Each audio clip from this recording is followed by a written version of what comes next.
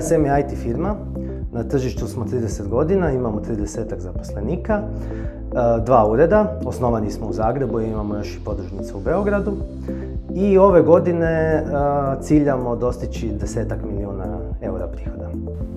Boom je u prvom redu donio bolji i brži tijek informacija, stavio nas je u neku višu brzinu, prebacio nas je u višu brzinu.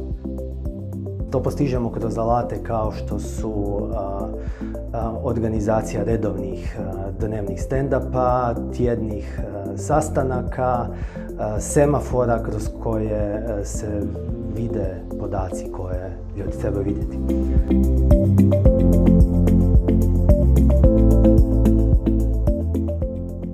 Dakle, uveli smo takozvani semafor gdje je jasno vidljivo koji su naši planovi, ciljevi, kako stojimo, gdje smo i što smo.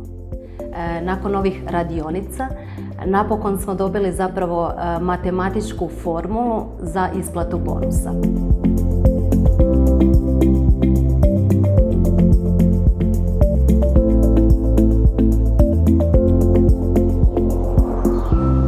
Ja sam u HSM-u 11, možda čak i malo više godina, od ukupno 30 koliko HSM plovi poslovnim vodama i zapravo za mene, ja sam doživio puno promjena u firmi i mislim da je za nas Boom došao u pravom trenutku, od promjene strukture menadžmenta do uvođenja jednog kompletno novog odjela nedavno koji nam je brzo raste.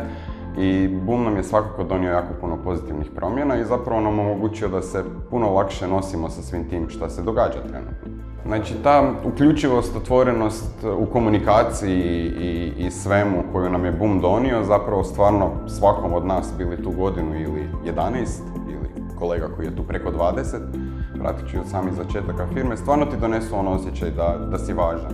Ne samo da voliš to što radiš i da si zadovoljan s tim koliko si na kraju mjeseca ili na kraju polugodišta kad je isplata bonusa dobio, zapravo je super osjećaj kad stvarno i ti živiš taj uspjeh firme. Ne? A to Boom svakako potiče.